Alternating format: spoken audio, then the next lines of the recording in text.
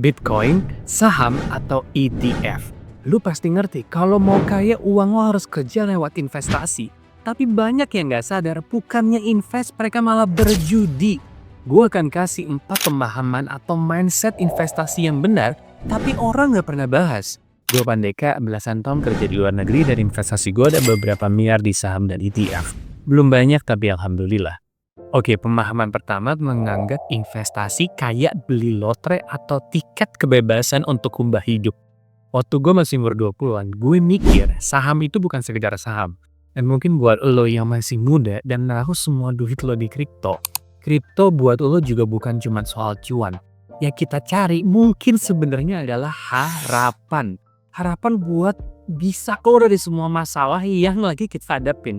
Harapan bisa keluar dari kerjaan yang buat lo gak suka, harapan buat hidup bebas dan keluar dari tekanan hidup, harapan buat gak harus kerja 30 tahun demi pensiun cepet, dan keluar dari stuck karena tiap bulan cuma ngejar tagihan.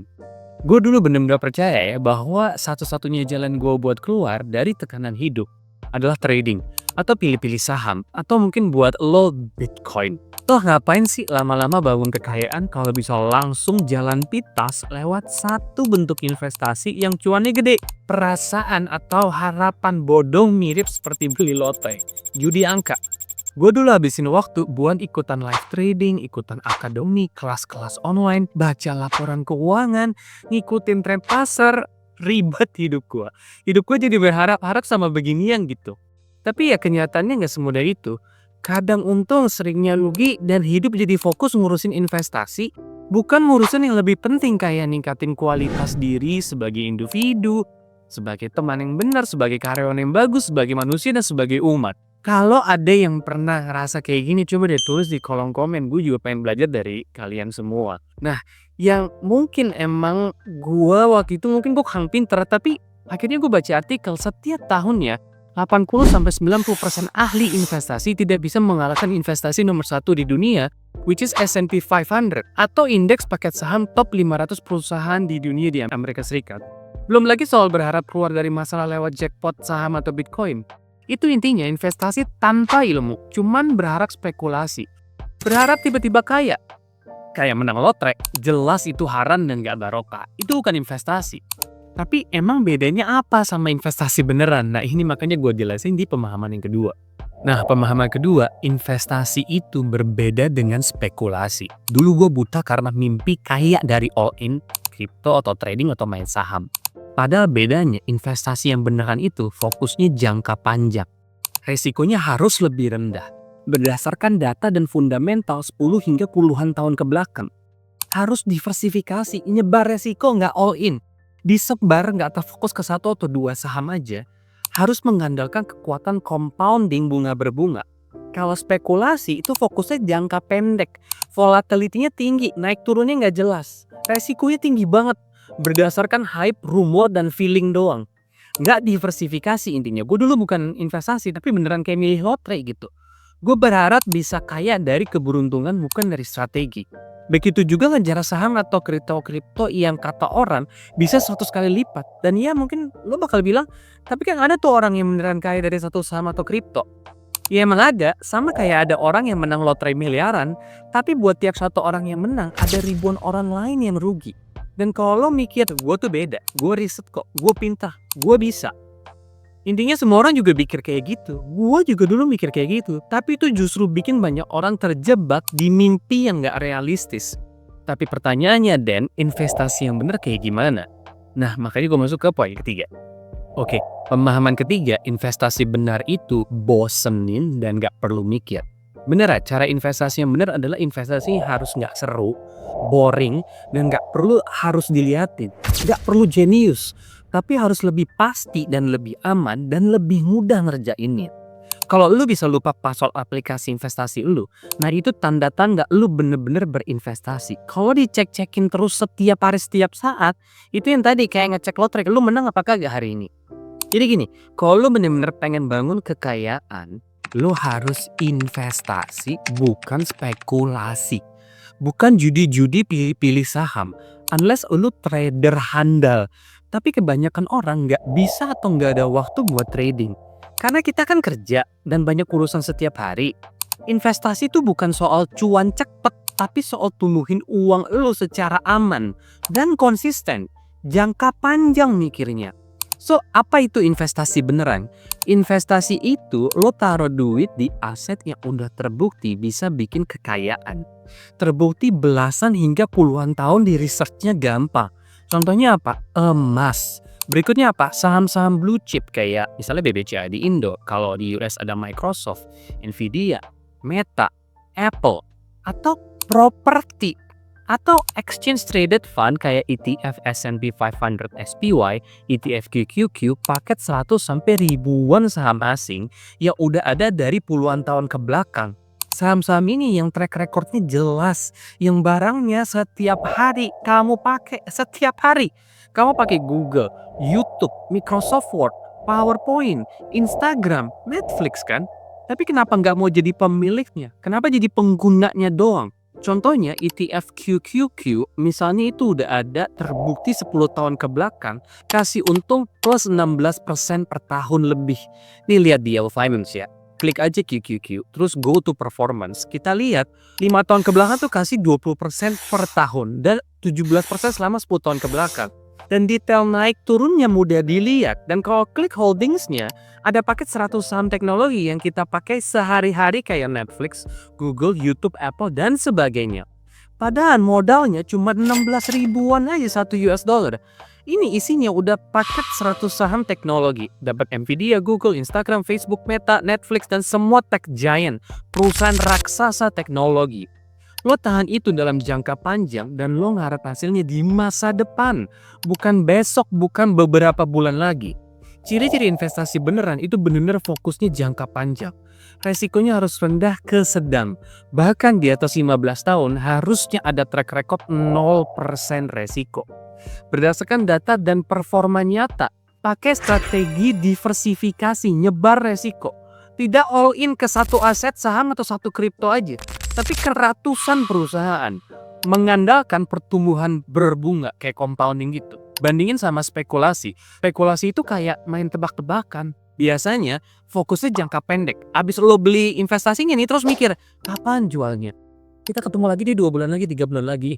Resikonya tinggi, cuman hype, tren, ngikutin orang doang. Cuma ngikutin rumor, ngikutin feeling, nggak nyebar resiko. Fluktuasinya gila-gilaan. Jujur aja versi muda gue dulu, gue spekulan. Gue dulu lebih mirip orang beli lotrek terus berharap jadi tajir. Dan sekarang gue baru sadar itu bukan strategi bangun kekayaan. Itu strategi buat siap-siap kecewa. Jadi gini, kalau lo pengen bermain saham atau trading untuk saham-saham tunggal atau my crypto, silahkan, tapi tolong lakukan dengan batas wajar. Boleh aja misalnya maksimal 2-10% dari uang lo. Lo mau beli saham tunggal yang lo percaya akan tumbuh atau sebagian kecilnya misalnya di kripto. Sisanya harus lo investasikan dengan strategi yang benar. Gunakan logika sehat dan kontrol diri kita. Jangan semua duit lo ditaruh di hal yang lo sendiri belum paham sepenuhnya. Percaya deh, investasi terbaik itu beneran harus sederhana. Bener-bener lo nggak perlu jadi jenius buat investasi yang benar. Nah, misalnya investasi rutin tiap bulan ke emas misalnya. Untuk pertahanan atau defensive portfolio lo. Atau ETF S&P 500 atau ETF QQQ atau index funds atau beli paket ratusan hingga ribuan saham-saham ini. Yang terpercaya, yang barang-barangnya emang lo pakai. Misalnya tiap bulan sisihin duit dari gaji masukin ke akun investasi. Biarkan dia tumbuh. Perlahan aja tapi pasti. Nggak usah heboh, nggak usah viral, nggak usah yang perlu dicek-cek setiap hari. Tapi lo bakal bersyukur banget 5, 10, 20 tahun dari hari ini lo akan dapat keuntungannya secara compounding. Oke, pemahaman keempat. Lo bisa mulai kapan aja bahkan dari kecil. Kalau lo mikir, investasi ke ETF itu kan yang pakai ratusan saham perusahaan-perusahaan yang gede ini ya. Ya gue ngerti sih, tapi nunggu all in crypto gue naik dulu deh. Nunggu punya duit banyak dulu deh. Baru deh investasi yang aman-aman kayak gini. Nope. Jangan tunggu, mulai dari sekarang, mulai dari yang kecil, mulai dari 16.000 aja.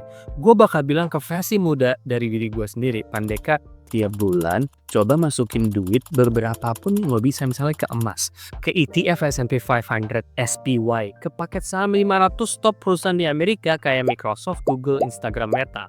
Pelan-pelan aja, toh barangnya semua lo pakai. Rutin dan konsisten.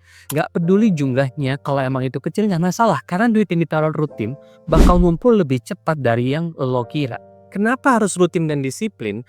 Karena duit lo tumbuh karena compounding, bunga berbunga. Semakin lama pertumbuhannya, itu akan makin cepat naiknya. Gua akan kasih simulasinya nih ya. Coba lo perhatiin bener-bener. Kalau lo investasi di ETF QQQ, di paket 100 perusahaan teknologi terbesar di dunia, kayak Netflix tadi yang udah gue bilang, hitungannya gini. Lo mulai investasi rutin ke ETF QQQ, 1 juta per bulan selama 15 tahun ke depan.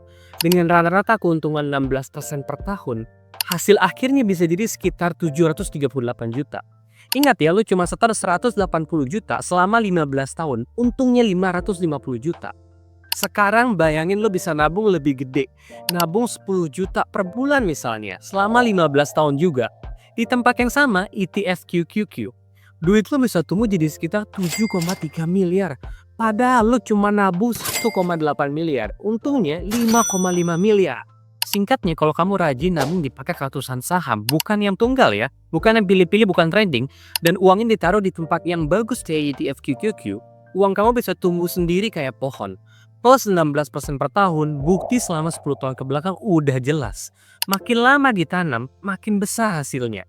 Dan lo gak harus ngerti semua istilah rumit buat mulai, yang paling penting adalah konsisten.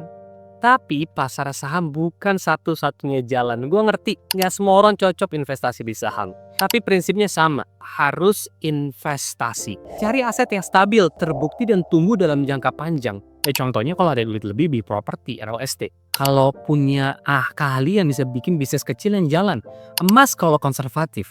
Yang penting bukan barang hype kayak NFT, boneka lucu kayak Labubu, atau proyek aneh yang gak jelas, koin-koin yang gak jelas. Nah itu juga kita hindarin deh.